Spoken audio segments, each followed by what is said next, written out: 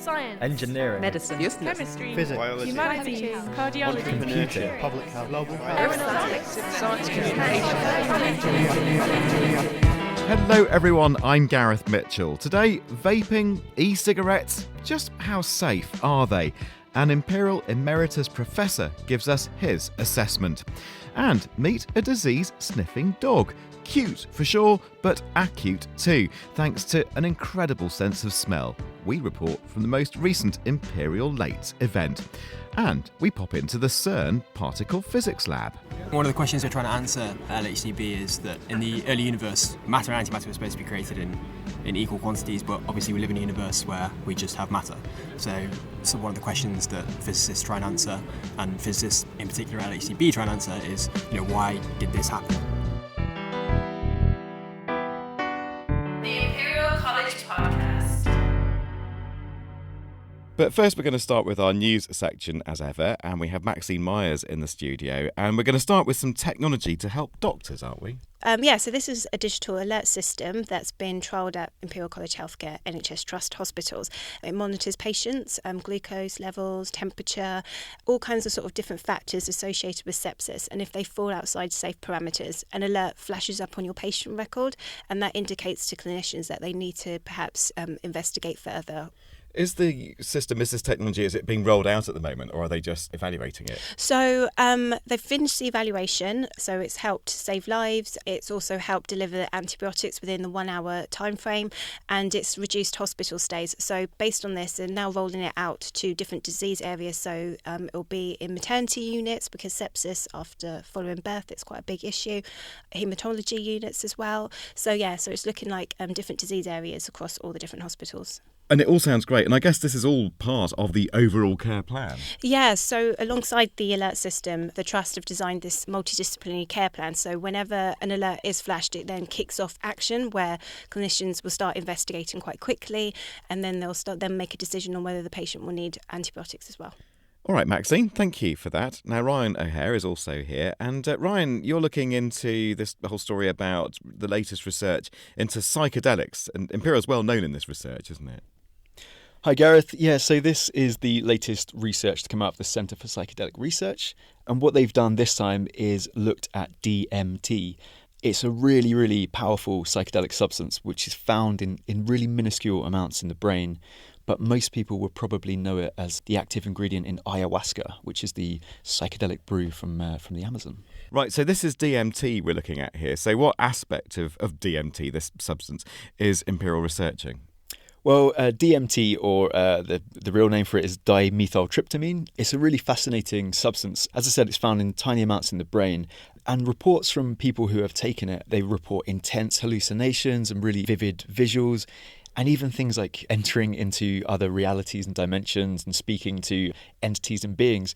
So the researchers wanted to find out what's actually going on inside the brain that produces such a vivid experience, really. What have they found about what goes on in the brain? Well, what they did was they got 13 volunteers and basically, under very safe clinical conditions, administered DMT. And while the volunteers were taking the substance, they had skull caps with electrodes to measure their brain activity. And they found a pretty dramatic change in the brainwaves, really. What I love about all this is they're taking this rather qualitative, subjective idea of what people say they experience with DMT, and now they can map some brain signals onto this as well. So science, in other words. So what have they found? Well, the really, really interesting bit is that normally when your brain is resting, say you have your eyes closed, we have this gentle rhythm of peaks and troughs of electrical activity in the brain, alpha waves, basically it's the resting brain state. And what they found is that when people take DMT, there's a massive drop-off in these alpha waves, and instead there's more activity in theta and delta waves. The reason why this is really interesting is because these are brainwaves typically associated with deep sleep and dreaming. So basically it's like dreaming with your eyes open. Fascinating that they have this insight. So where next then? I mean, are there treatment outcomes from all this? It's really interesting, but I suppose the blunt question is, why does it matter? Well, yeah, it's a valid question, and they are looking into the clinical aspects of it. There's some thinking these type of really powerful compounds might find a use in things like depression, where they could break people out of a negative cycle of thinking. And one of the really, really interesting ideas, although it's just theoretical at the moment, is that clinicians one day might even be able to use something like DMT to kickstart the brains in people who are suffering from coma and wake them up, essentially. Wow. Ryan O'Hare, thank you very much indeed for that. That was the news section. Well, now we're going to talk about e-cigarettes and vaping, rarely out of the news these days. Ryan O'Hare is still in the studio, and you've been following some of the recent news headlines and speaking to an expert on the subject. So just give us the story here. Yeah, so I recently met up with Alan Bubis, who is Emeritus Professor of Toxicology at Imperial. He is actually heading up a UK committee that's looking at potential harms of vaping and e-cigarettes compared to normal cigarettes.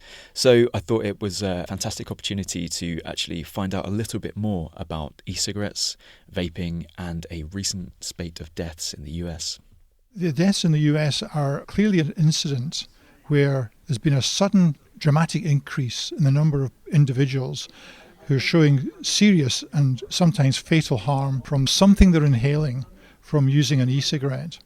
But that it's extraordinarily unlikely this is a consequence of the use of a normal approved e-cigarette. In the UK, we're not seeing this type of effect at all. There's one case in about 5 years of lung damage similar to that report in the US, and we don't even know if that was caused by e-cigarettes, although it was an e-cigarette user who reported it. What appears to have actually happened to these people? What's going on in their lungs? They've inhaled something. There's some evidence that at least some of them inhaled an oil, and that this caused reactive changes in the lung. A substantial number of them had what's called lipoid pneumonia. Others of them had a reactive lung toxicity. The consequence is that your respiration becomes impaired, your lung starts to fail, and that causes respiratory death. Should vapers and e-cigarette users in the UK be concerned? I think the lesson to be learned from the US experience would be know what it is you're putting into your product.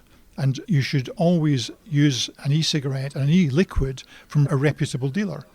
I think the problem in the US is the use of a range of substances in the modifiable e-cigarette, allowing them to inhale non-conventional products which are not nicotine containing. So, for example, we know that a lot of the people with lung injury were inhaling some cannabis product. That, of course, is not advised and nor would it be illegal in the UK. And does the amount of vapour that's exhaled or the flavourings or things like that have any effect on the harm at all? Well, obviously, the harm or the effects of a product depends upon the amount that's in it. So exposure is a key factor as well as toxicological potency. So the amounts of the flavourings that are put in are to some extent self-limited because they would not be very pleasant if they're in excess. So you don't want too much of a flavouring. We use these same flavourings in food, some of them like mint, coffee, and some of the flavourings are also used in conventional cigarettes like menthol to give it a mint flavour. And we have significant amount of information on cigarette users with and without exposure to menthol.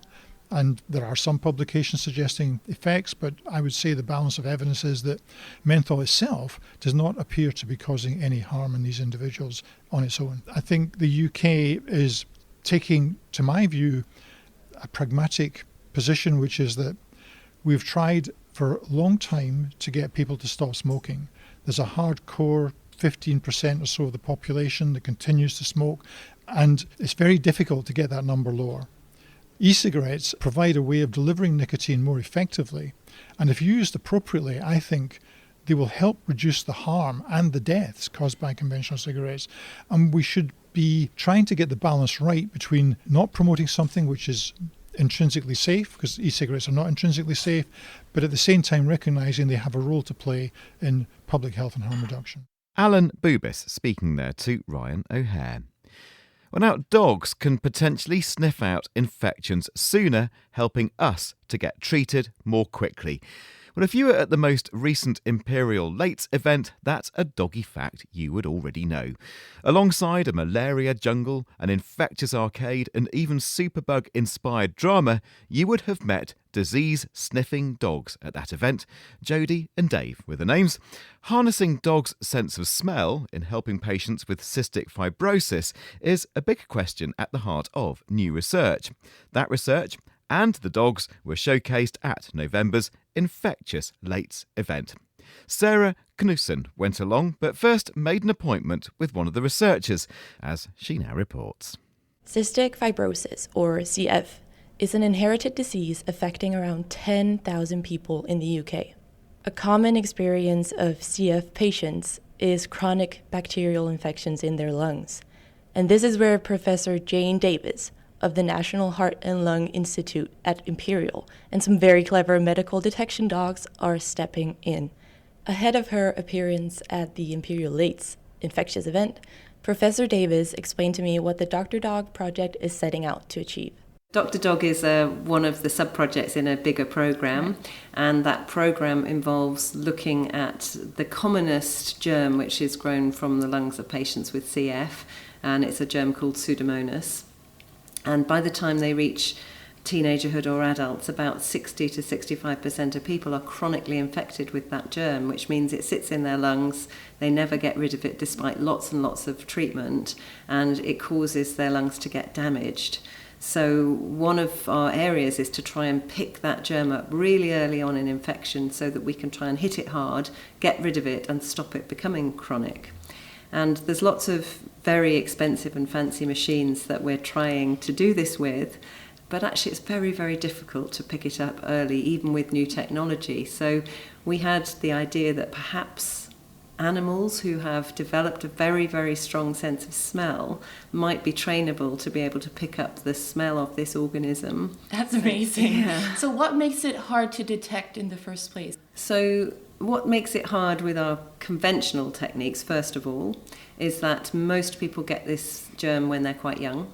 And when they're quite young, they don't come to clinic very frequently, and when they do come, we have to try and get a sample off their chests. Now, children in general can't produce phlegm samples for us, and so we rely on things like putting a little sterile swab in their throat and asking them to cough, and that can be very difficult for them, and the diagnostic yield off that can be quite low, but also takes several days. With these fancy machines, what we've been trying to do is to see whether people can breathe into the machines, and we can detect signals that tell us the germ is there. And that's what led us to say, is there something actually that nature has developed that might allow us to get at this more quickly? And they were absolutely right. In the lab, they grew strains of bacteria originally taken from patient samples and used that to train the dogs. They were detecting with a sensitivity of upwards of 85 or 90%. So is the idea that that is equivalent to the breath of a patient then? Well, that we don't know. That's a very big gap, actually. And where we're going next is we're starting to now present them with samples that have come directly from patients. And we will ultimately get down, possibly not to breath, in fact, because it's quite difficult to capture breath. We might instead get down to getting the patients to cough onto something, which then we can detect. We've done the easy bit, I think. Although it's been very, very fun and it's been quite hard work, we've done the easier bit. We now need to do the slightly more difficult bit. I see. So can we expect dogs to be running around the clinic, you think? Well, I think my kids in the clinic would absolutely love that. I suspect the management of the hospital would love it a little bit less. So possibly. I don't think that's the direction we're heading in. But how I could imagine this working, perhaps every week, patients could send from home in the post a sample, either breath or something else that we think is ideal, to the dog screening facility. And then we could let anybody know who the dog detects are positive, and we would probably then get them up to hospital and do a more conventional way of testing them, at least in the early days. But it could allow us to pick up an infection much earlier. And later on, I caught up with Jane and her team at the Imperial Lates public event. Most importantly, I found the famous Dr. Dog. Jody here is a yellow lab, and a very cute one at that. She's currently enjoying all the treats and cuddles in the world. I spoke with her handler, Mark Dodgett from Medical Detection Dogs, about how they actually train a dog to detect bacteria. So all our dogs work on a reward-based system, so we train them to recognise the odour, and when they recognise the odour and they smell the odour that we want them to find, they get food rewards for it. So it follows those same principles of any sort of detection work, but we train them to find disease rather than drugs or explosives that you traditionally train a dog to find. That is very positive. Are you positive about the future too? Yeah, massively. As a charity, we've got loads of exciting research going on. The project itself with the CF Trust and Imperial College London has real high hopes for the future. And this feeling of optimism was indeed shared with people around the event as well. What do you think about the project? It's really interesting. I guess just another way you can find out about diseases and things, yeah. Would you want a dog to diagnose you? I'd trust a dog, yeah, if it was well trained. Yeah, if you knew it had that, yeah, a good, sensitivity. I think it could go down quite well. That report from Sarah Knudsen, who was at that most recent Imperial Late event with disease sniffers Jodie and Dave. We'll be sure to get to our next Late event. We can't guarantee dogs necessarily, but it will be absolutely fantastic. It's our Winter Wonder Lab, and that's on Thursday, the 5th of December. And we're exploring all things cold, from freezing conditions in outer space to sub-zero deserts. The chilly fun starts at 6 p.m, and you can register for free via imperial.ac.uk/festival. Just go over there and click on Late. Well, finally, let's hear from Hayley Dunning, and what a lucky thing she is. She's at the world-famous Cern Particle Physics Lab. Yes, I got to visit Cern, the home of the Large Hadron Collider, and my journey started right there in the 27-kilometre-long tunnel that, when in operation, contains beams of protons travelling at near the speed of light, ready to collide and release new particles. Rodri Jones, head of the Beam Instrumentation Group, tells me more. So basically what we start off with is a huge vacuum chamber, 27-kilometre vacuum chamber. All these pipes are pumped out, so there's nothing in there at all. What we then do in these pre-injectors is generate a proton beam. So we have a gas, hydrogen gas to start with, which is a proton with an electron. We take away the electron and we're left with a proton, and this we then accelerate. And slowly they build up in energy, so we have various machines, and as soon as they reach the top energy of one machine, we transfer it into the next one. It's then transferred into the LHC. With all that energy whizzing around, the tunnel is usually highly radioactive. It's because of the high energy of the beams that we have, and when they collide with another material, they actually interact with the nuclear structure of whatever material you have, and this can create isotopes basically then, which are radioactive. Luckily, the LHC is currently in one of its planned shutdowns for upgrades, which Rodri tells me about in a noisier part of the tunnel. In fact, this big shutdown that we have now is mainly for the accelerators, but not the LHC itself, but what we call our pre-injectors. So the ones that produce the beams that in the end we put into the LHC. So this is quite old. These go back 50 or so years, some of them. And we're upgrading these, produce even more protons so that the beams in the LHC can become more intense in the future. Although we are doing significant work on the LHC as well, taking advantage of this to repair things on various magnets. Just beyond the section of the tunnel we're in is one of the main experiments where the proton beams are collided and analysed, called the LHC-B. Before checking that out, however, I spoke to Imperial PhD students Ryan Newcomb and Matt Bradley, who are at Cern working on LHC-B data. LHC-B is an experiment which is designed primarily to study the differences between matter and antimatter, but it also has a very broad range of physics programs. I think one of the questions we're trying to answer at LHC-B is that in the early universe, matter and antimatter were supposed to be created in equal quantities, but obviously we live in a universe where we just have matter. So one of the questions that physicists try and answer, and physicists in particular at LHC-B try and answer, is, why did this happen? So how does LHC-B try to answer that question? LHC-B looks at what comes out of the proton-proton collisions that happen here. We have this great big detector, which is essentially like a camera, and it looks at the products of these collisions. The detector records data, and then it's our job as PhD students to analyse the data and see if we can find anything. So has LHC-B or you found anything so far? There are some measurements that we've made at LHC-B that have certainly thrown up a lot of questions. In particular, we focus on a couple of subatomic particles called beauty and charm quarks. And some of the measurements of how those decay in our detector are showing discrepancies with what we predict from our best theory, the standard model. So the question is, have we done something wrong, or is the theory wrong? And, we now have to keep looking at those and attacking them from other directions, as well as using information from other experiments around the world. The LHC is not currently running, so it's not collecting data. So is it all the past data that you're still trawling through? Yeah, that's exactly right. I mean, the LHC produces an enormous amount of data. Like, we have to throw a lot of it away immediately. I mean, there's still so much after all of that it takes, several years to really actually analyse it all fully. Most of the work we do as PhD students and, data analysts is looking at the data that we've collected over the last few years and trying to, make the measurements on that. So, the LHCb is looking for differences between matter and antimatter, but it's not the only way to do it. We also visited the antimatter factory, focused on capturing antimatter particles produced in the LHC for further study. Niels Madsen explains more. What we're studying here is basically antimatter. Now, a lot of Cern is about accelerating particles to very high energies, and the motivation for all this acceleration is just to have a lot of energy available. The LHC, of course, makes lots of antiprotons. It collides particles at really high energy, lots of antiprotons come out. But in terms of what we want to do here, which is precision measurements, that's not good enough because the LHC spews these antiprotons in all kinds of directions. And of course, when you make something at very high energy, it also comes out at very high energy. So you can't actually collect it and do anything particularly precise.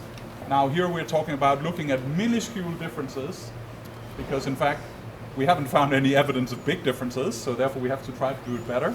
So we want everything to be stopped and at rest, essentially.